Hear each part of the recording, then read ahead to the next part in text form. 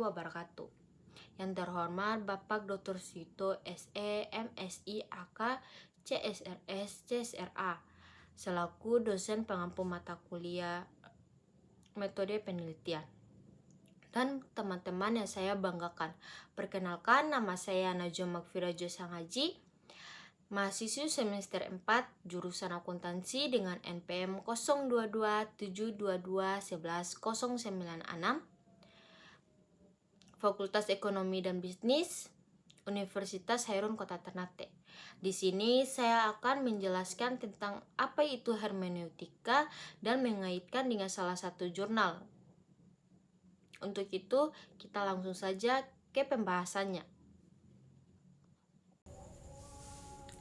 Hermeneutika adalah cabang filsafat yang mempelajari tentang interpretasi makna.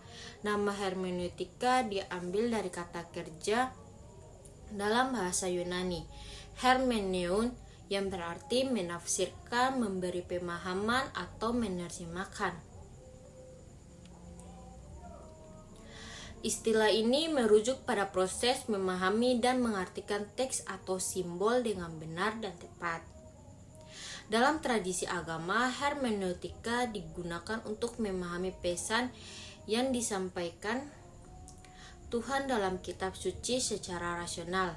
Dalam konteks filosofis, hermeneutika berkembang menjadi suatu disiplin yang mengeksplorasi bagaimana kita memahami dan memberi makna kepada dunia. Friedrich dan Wilhelm adalah dua tokoh awal yang memberikan kontribusi penting terhadap hermeneutika sebagai suatu disiplin filosofis dengan menekankan pada pemahaman kontekstual dan historis dalam interpretasi teks. Hermeneutika secara tradisional berfokus pada pemahaman teks-teks kuno atau suci, tetapi telah berkembang untuk mencakup penerapan pada berbagai jenis teks dan bahkan fenomena non-tekstual.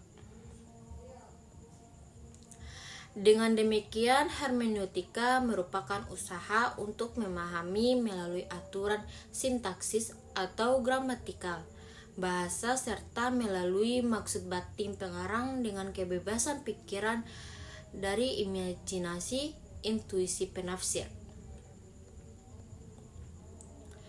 Ia memungkinkan kita untuk menggali makna yang lebih dalam dari pesan yang disampaikan oleh teks-teks berbagai jenis. Secara lebih luas, hermeneutika melibatkan proses dialog antara pemahaman dan objek yang dipahami, di mana interpretasi terus-menerus dibentuk ulang dalam upaya untuk mencapai pemahaman yang lebih lengkap. Ini tidak hanya terbatas pada teks-teks tertulis, tetapi juga dapat diterapkan dalam memahami fenomena sosial, budaya, dan bahkan dalam seni interpretasi.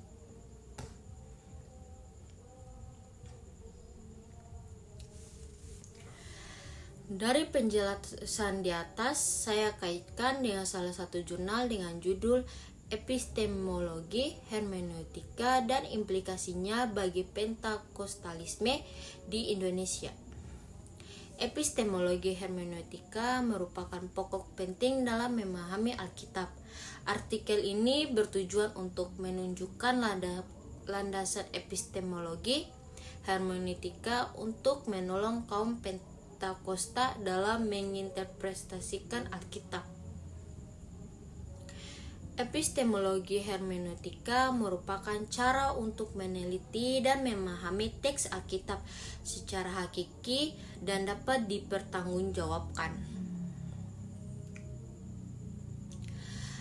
Titik pokok hermeneutika Pentakostalisme terletak pada pengalaman adikodrati lewat Roh Kudus, bukan pada kognitif proporsional yang mengakibatkan mereka terjebak pada aspek praktif dan bersifat pragmatis.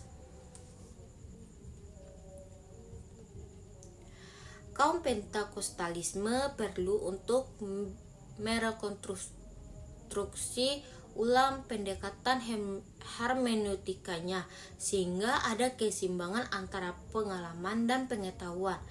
Hal ini akan menolong untuk mampu membedakan proyeksi diri dan menempatkan secara epistemologi antara pengalaman individual maupun pengalaman secara kolektif, dan tidak terlalu tergesa-gesa membangun doktrin di atasnya, dan apalagi mengklaim sebagai kebenaran yang paling alkitabiah.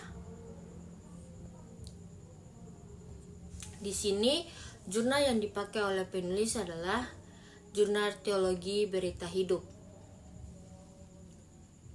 Metode penelitian dalam kajian adalah menggunakan pendekatan studi pustaka, yaitu kegiatan untuk menghimpun informasi yang relevan dengan topik atau masalah yang menjadi objek penelitian. Metode pengumpulan data dalam penulisan ini dengan mengambil data-data dari buku kepustakaan serta jurnal-jurnal ilmiah.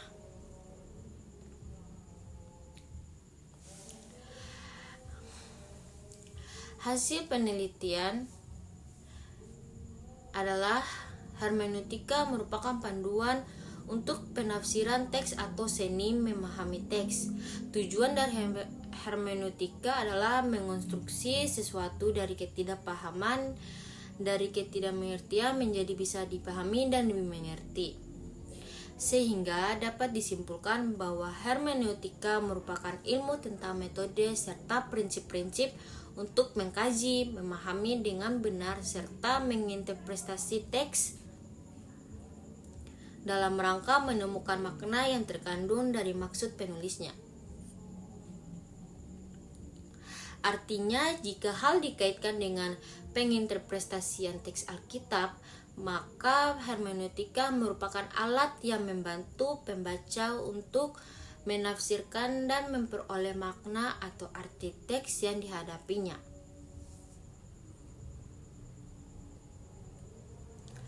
Metode penafsiran epistemologi dalam hermeneutika menghadirkan cara baru dalam memahami teks kitab suci sebagai ilmu pengetahuan tentang Allah dan berhubungan dengan manusia, di mana penafsiran tersebut tidak boleh dilepaskan dari aspek histori teks tersebut.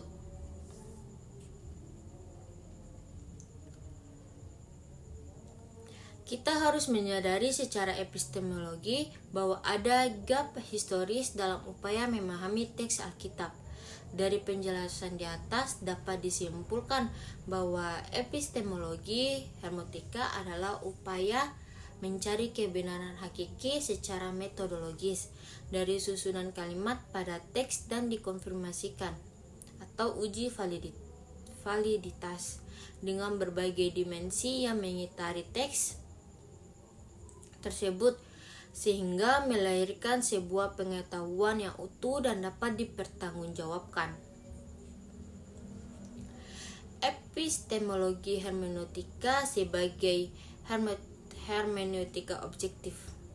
Hermeneutika secara epistemologi memberikan sumbangsi strategis yang akan memampukan pembaca Alkitab untuk memahami apa yang ingin dikomunikasikan oleh seorang penulis atau pembicara sebelum ia merumuskan aspek aplikatif pada proses masa kini. Untuk itu, verifikasi dan persoalan relevansi selalu menjadi bagian dari pekerjaan hermeneutika objektif.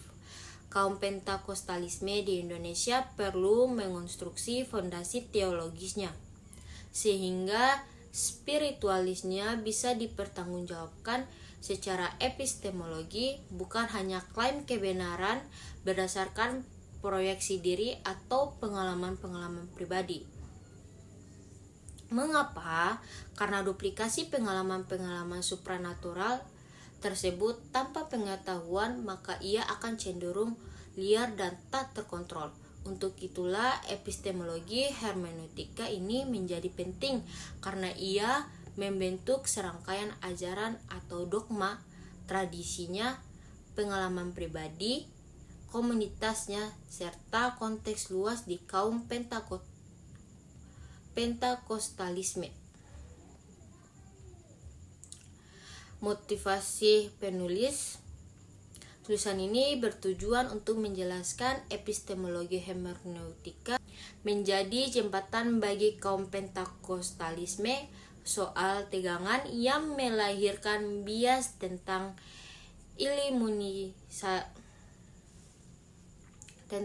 iluminasi proyeksi pribadi subjek yang membaca teks dengan menggunakan metode hermeneutika. Terima kasih yang sudah menonton dan mendengarnya. Apabila ada kesalahan dalam perkataan atau ucapan saya mohon maaf. Wabillahi taufiq wal hidayah. Wassalamualaikum warahmatullahi wabarakatuh. Oh ya, jangan lupa like, comment, subscribe. Sampai jumpa di materi selanjutnya. Bye bye.